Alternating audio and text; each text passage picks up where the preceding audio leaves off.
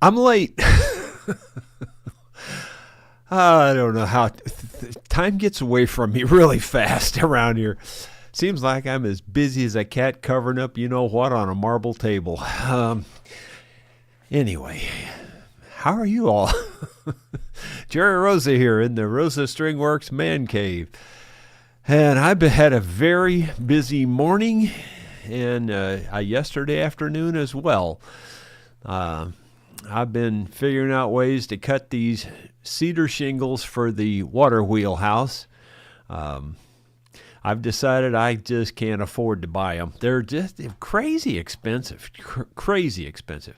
And I don't know if I trust their measurements either, because their little bundles that they say cover 100 square feet look pretty darn tiny to me.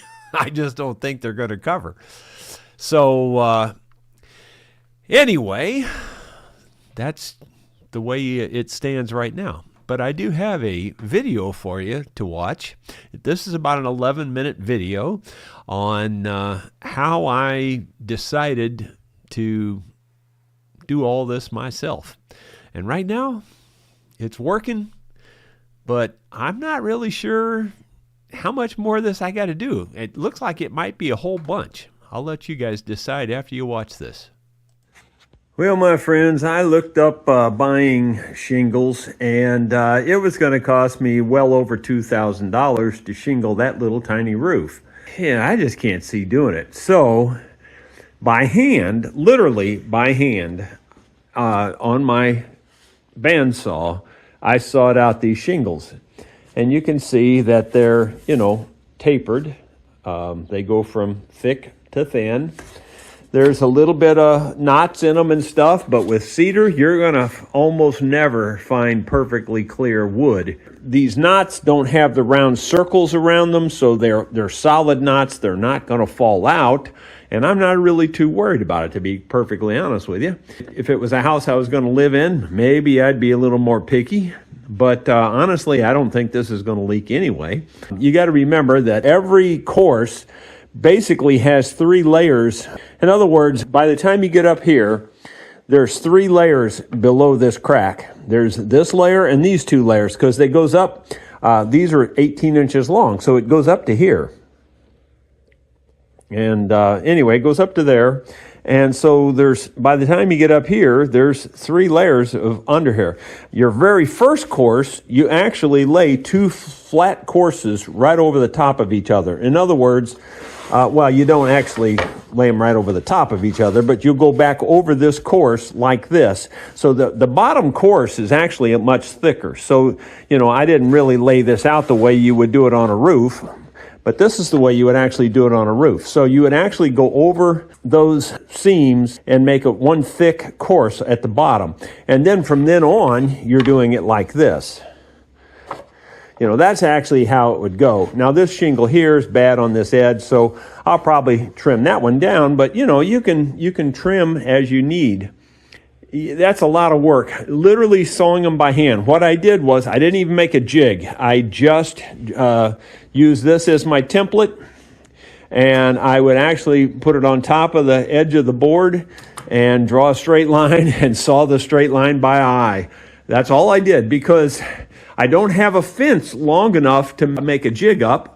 I mean, I guess I could attach a board to it. I'm going to give it some more thought, don't get me wrong. This was just a first effort. I am still going to try to figure out a way to make a good jig where I can just quickly push them up there.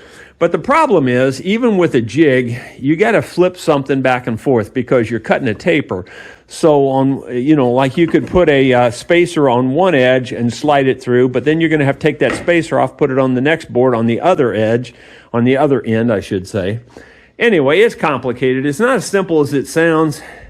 I tried to figure it out on my sawmill. I wasn't having a whole lot of luck there, so I thought, well, why not just try it in here on the bandsaw? This actually sawed it like butter, and the reason is I put my carbide tooth bandsaw blade back on, and this thing is razor sharp. Man, it cuts like, it literally cut it like butter. You could just push it through really fast. I'm going to give it some more thought. I'm going to go to lunch now, think about it. Try to figure out a way to do what I just did much easier. I don't have a problem doing them on my bandsaw because I don't have that many to do. I mean, I only need about 300 square feet or less, and that shouldn't take that long to make that. So I'll figure it out. Well, my friends, those are the shingles I cut by hand. These I've cut with the setup. I've got a jig set up and a fixture made on my saw. So here we go. Let me show you. This is a fence that I've added. You can see it extends out here long enough to get the length of a shingle in here. This is, 19 inches. The shingles are 18 inches. Over on this end, the same deal. It extends at least 19 inches past the blade. The difference is here, I needed an outfeed, so I added this little outfeed table, and that's when you're pushing the block through, that keeps the block from falling down. But here's the critical part of it, believe it or not.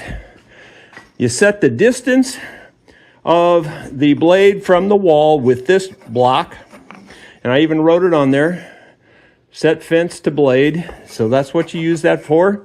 This one here is the one you put in between the board and the fence when you're sawing the shingle, and then you flip every other saw, you have to flip the board.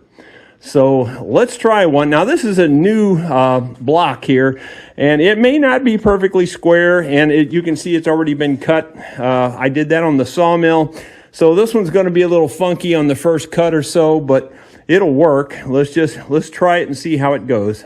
All right, here we go. I'm gonna power it up.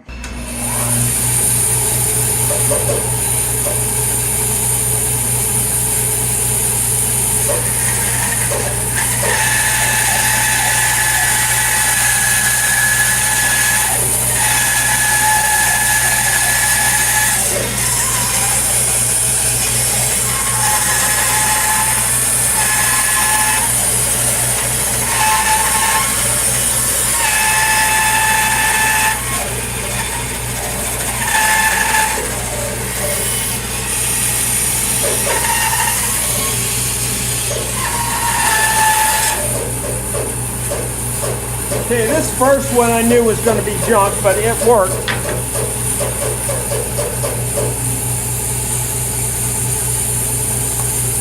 And honestly, the second one's going to be junk too, because the saw blade's still cut in here. But we're going to do it anyway.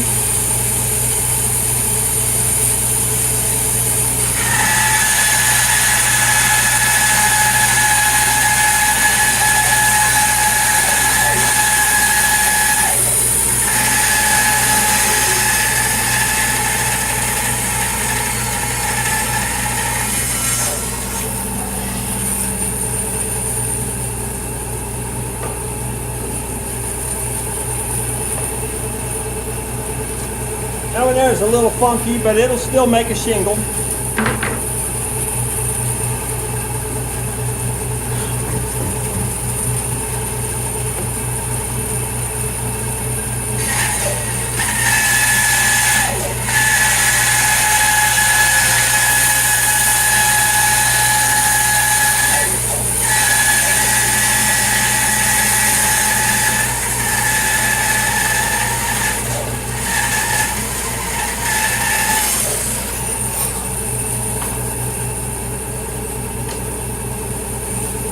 Very nice shingle on that one.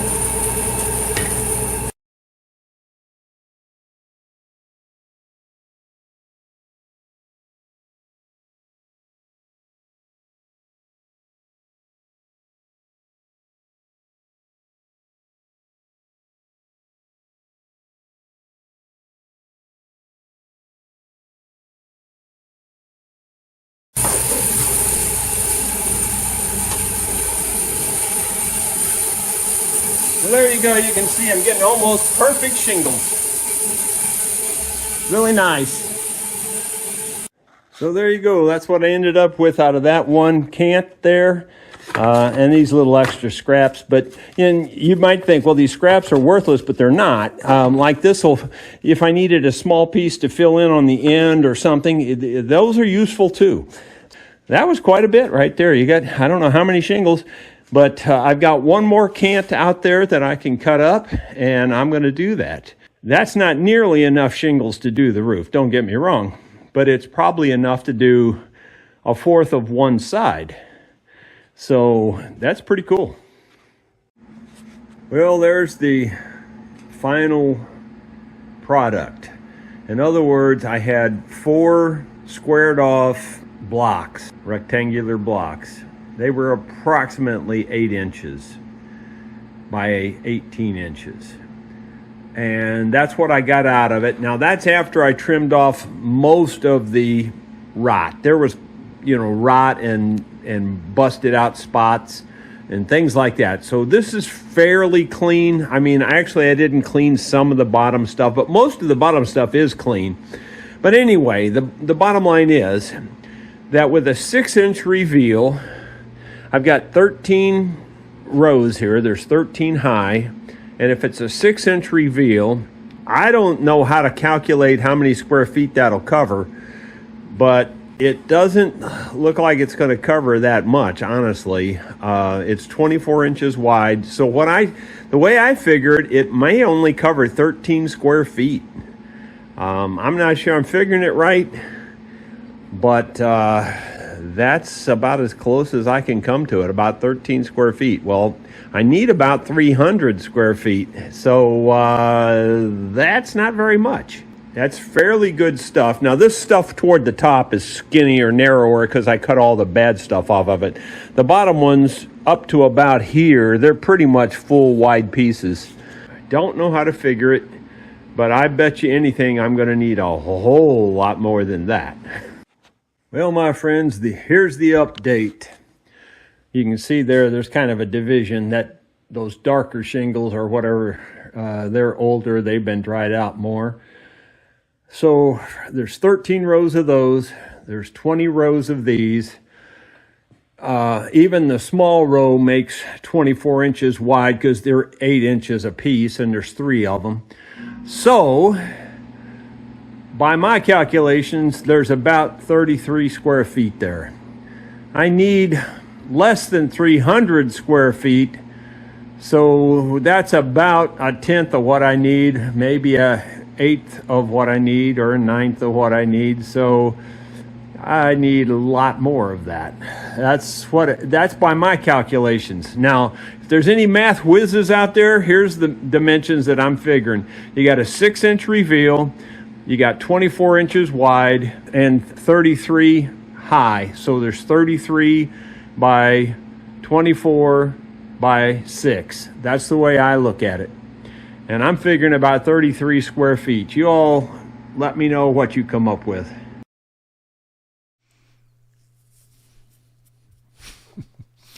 Yeah, that's a lot of work. But that's why they get the big bucks for those cedar shingles, too. I don't know. That's where I'm at right now. Anybody been watching Itchy Boots and seeing where she's at now? And I was really impressed that she got that motorcycle running. When she took it all apart and everything, I thought, there's no way. And then again, I wonder, and I kind of think she alluded to that. Did she actually fix it or did it just decide to start? I wasn't really sure. Well, anyway, let's go to the comments and see what's going on there. Donald Matthews, Itchy Boots on the Iran-Iraq border has my respect. Not something I would do. Boy, that's a truth, too. But she seems to be doing well other than the fact that her bike got stole.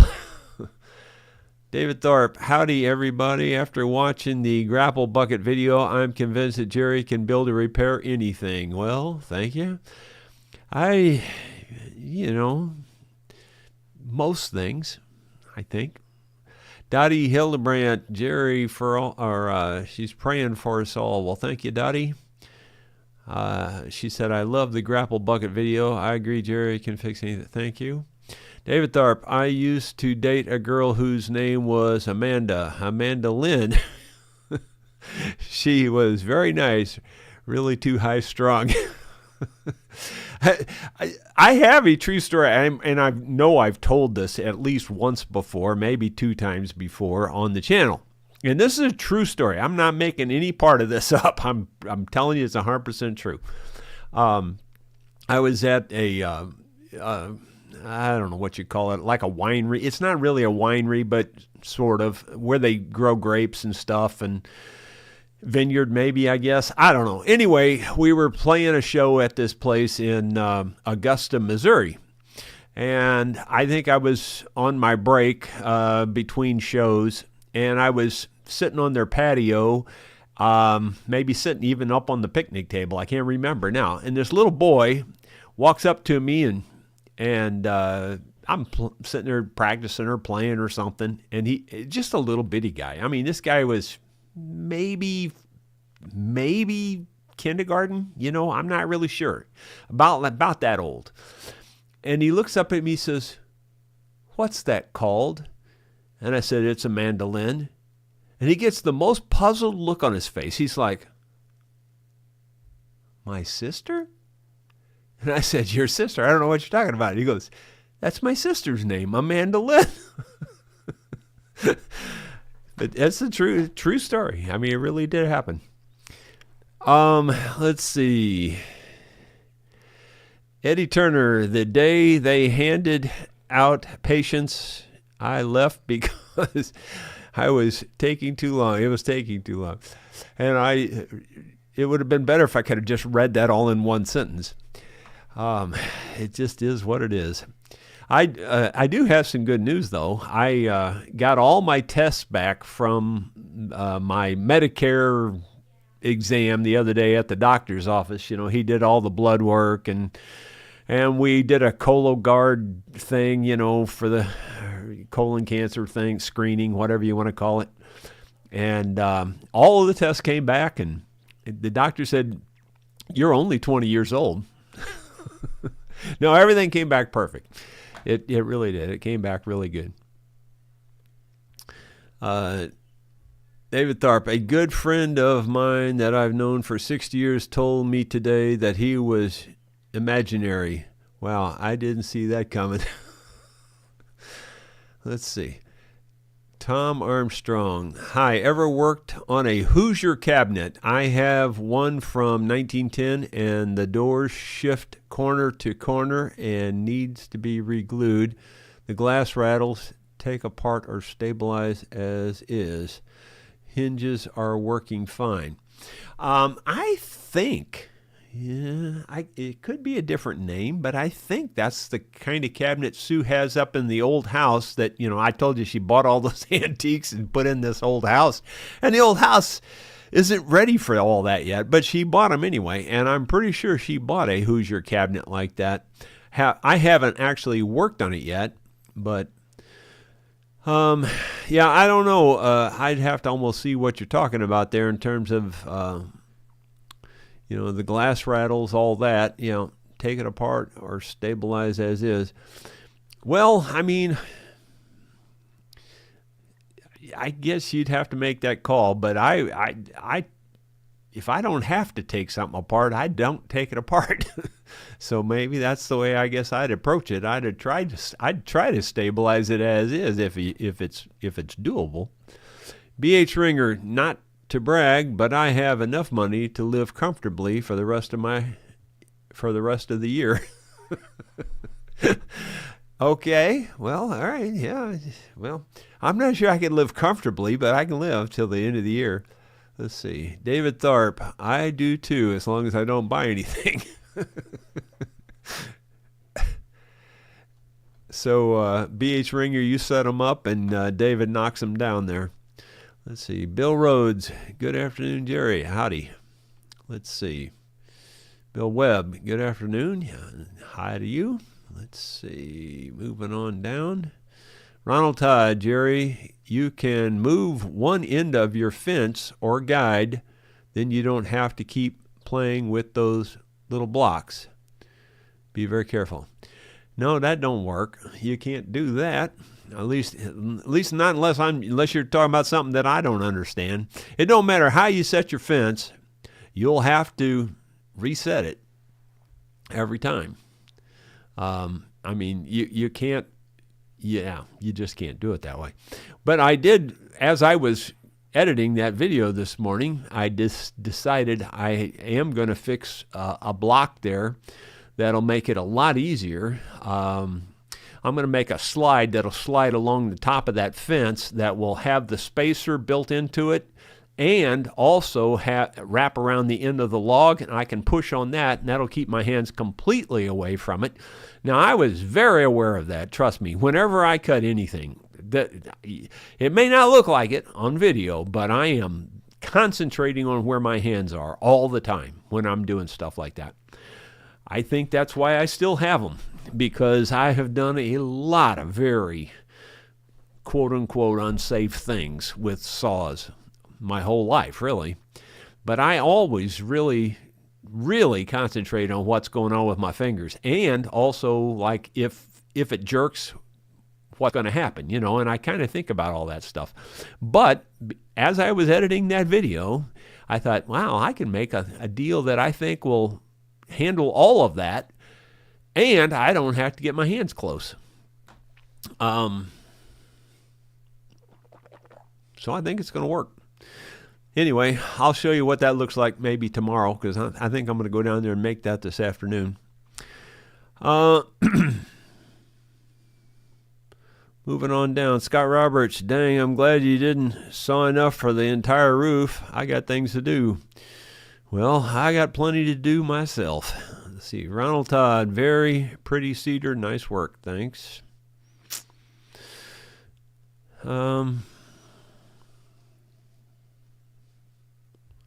I wouldn't lay those shingles as they lay, pull from various pieces in the stack. Well, yeah, I mean, you got to mix and match all kinds of stuff with that. Eric Sandel, it looked a little scary when you cut the shingles. Be careful. Yep. Bill Webb, speaking of having money, this is not having a job is sure putting a dent in my spending. Hate being broke. Boy, I've been there plenty of times in my life. I have to admit I'm doing fairly well these days. Not wealthy by any stretch. The money could run out in a very short time the way things are. We all know that if you have one relatively catastrophic illness, you could be independently wealthy and lose it all in a heartbeat. So nobody's too well off, I don't think. Well, there's a few exceptions. I think Elon Musk is pretty well off. But anyway, you know what I'm saying. The average person, I don't care if you do have a few $100,000 in the bank, it can be gone pretty quick the way things are these days. Scott Roberts, why didn't you use shakes instead of shingles? It would have been a lot less work. Well, splitting shakes ain't no easy thing. Plus, they're just awkward and gnarly, and cedar is too knotty to split clean. So I just don't like the looks of them. I wanted shingles. Rod Wentler, Jerry, I have a sign on my bandsaw that reads, "Rehearse your cut first." Yeah. Well, it's again, I never say these things meaning like I'm cocky. I'm just careful. I really am careful. I try to be super careful. And even with that, I actually did touch the blade this morning. Just barely touched it, but I touched it. It didn't cut me, but you got to be careful. And that even woke me up that much more, to be even more careful. So, I mean, it's a risky thing. Bandsaw, and I say it again, and I mean this. I don't say this just to be cute. The bandsaw is the most dangerous saw in the shop, in my opinion, because of 3 or 4 reasons. Number one, it doesn't look like it's doing anything. It's not moving, really fast. You can just barely see that blade moving. So you get a little lax on it because of that. It doesn't look scary. Where the table saw, you can see that blade whirling there, and it's always looks scary. So you usually give it more respect. So that's the first reason why the bandsaw is more dangerous. The second reason is because you have to push things through it, and lots of people will push with their thumbs like that and forget their thumbs there and push right through and cut their thumb off. That happens to lots of people. And I don't know. It's just a dangerous saw. I mean, it really is. And you got to keep that guard down as low as you can. Well, when you're sawing stuff that's 8 inches thick, that guard's up pretty high, so there's a lot of room there to cut something off. So I've always said that the bandsaw is the most dangerous saw. I really believe it. I 100% believe it. Not necessarily the one that's going to kick back and hurt you that way, because you can get hurt on the table saw really bad with a kickback and not even touch the blade. So the table saw is probably more serious injury than the bandsaw, more serious injury. But as far as getting hurt easy, the bandsaw, I think, is the easiest one to get hurt on. I really believe it. I've met several people that have cut fingers off on bandsaws. It's pretty common, actually. Scott Roberts says, you wanted shingles? Ask Dottie how that worked out for her. Yeah, not that shingles, the different kind.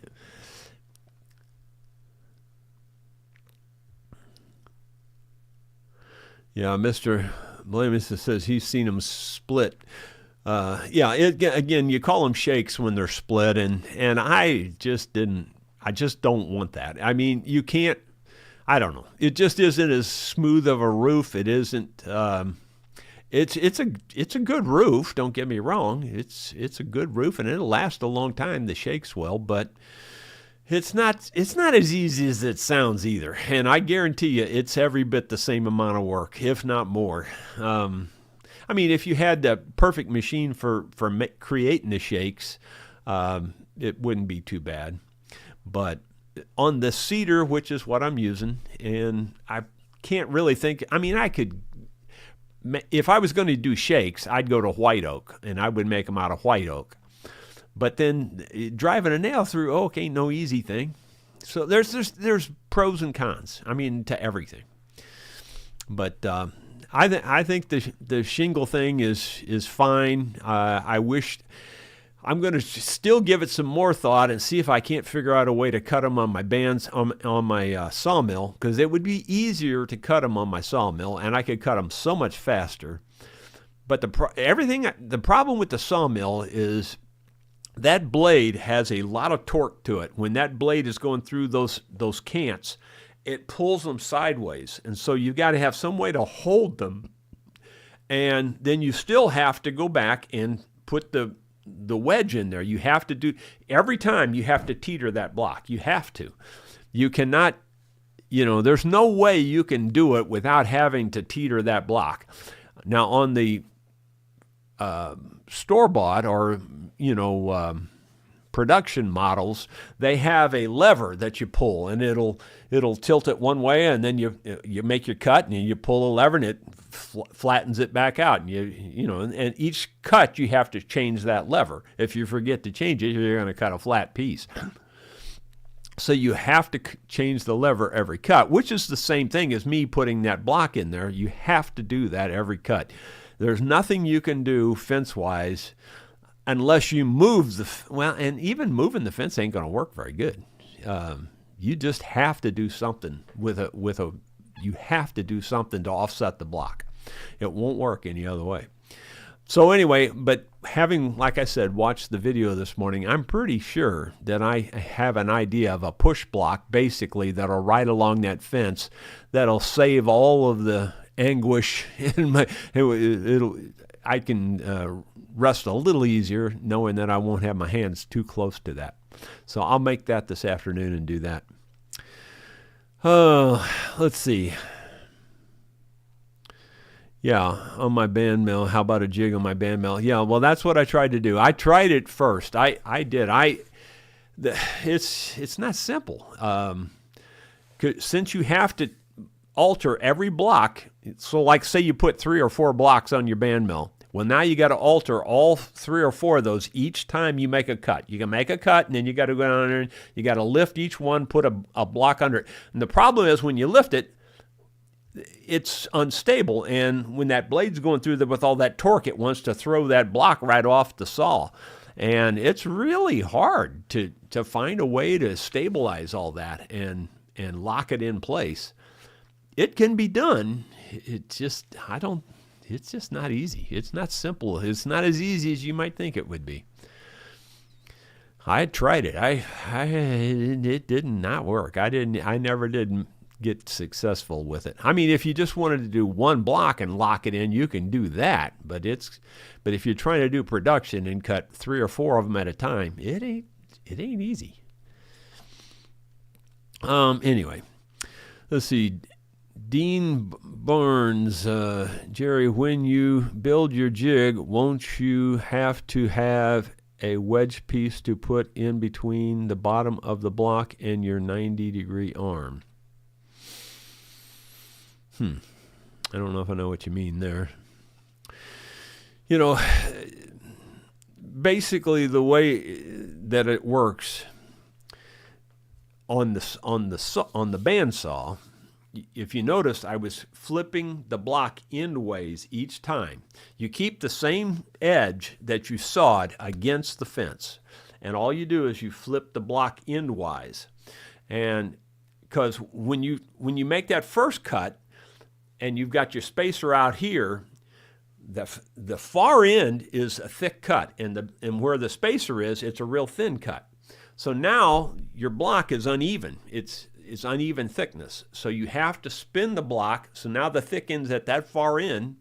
And I mean, you could do it. You don't have to spin the block. You could move the spacer from this end to the other end. You could do that. But that's harder to control because I can't reach across there and hold that spacer.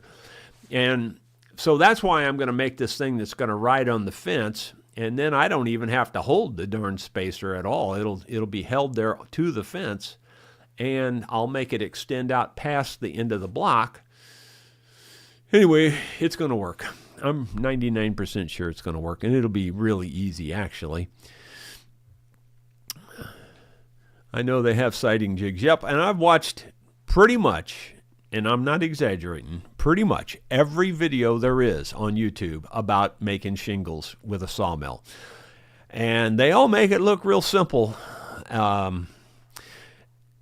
It's not. It's just not simple.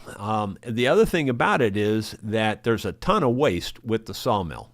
Ton of waste.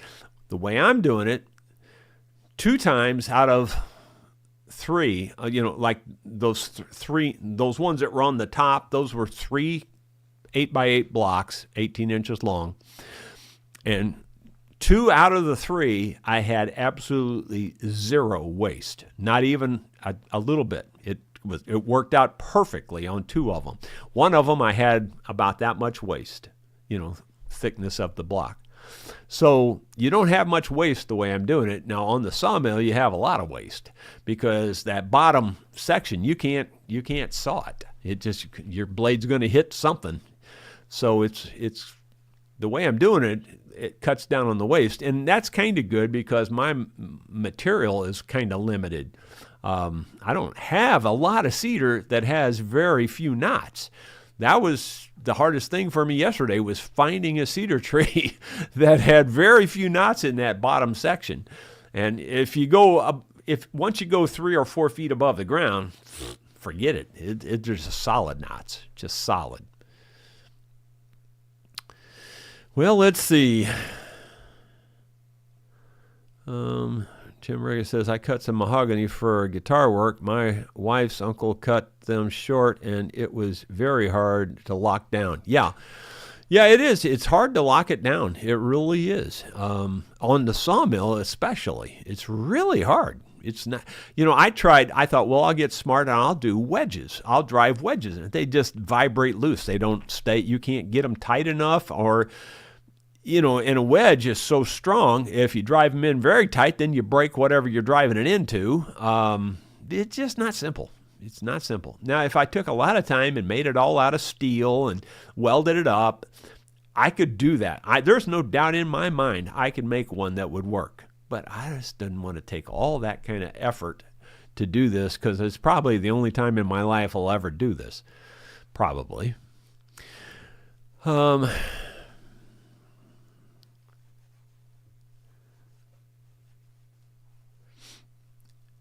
Am I going to make a video making the jig? Are you talking about this new thing I'm going to add to the thing? I don't know. I'll probably video that if that's what you're talking about. Eddie Turner, can you glue that spacer to a board and just hold the board and block against it? Well, the problem is if you attach the spacer, then you have to unattach it. And, so holding it there was by far the easiest and fastest. And really, just the easiest. David Tharp, at midnight tomorrow night, be sure to lift up your left leg. That way you'll start out on the right foot. Let's see. Wishing everyone a Happy New Year. Well, guys, I'm going to let that be it. Thank you for being here. We had over 140 viewers so far. And I'm going to go back down there and try to make my next little jig fixture thing to make this even more safe and hopefully even faster to produce the shingles. Ronald Todd, could you glue a shingle to your guide and use it like a jig? No, you can't do it. You have to switch it every time. You have to. It will not work. I know it sounds like it would work, but it won't. You have to switch it every time. And even on the production ones, you have to pull a lever or move something to change the angle to the log every single cut. You have to. It will not work otherwise. Trust me, it just won't work. It's physics or geometry, whichever way you want to look at it. We will see you tomorrow, hopefully with an update on this. And I might even get brave enough to take the bobcat up on top of the hill and start splitting all that logs up there. We'll see you tomorrow, one way or the other. Thanks.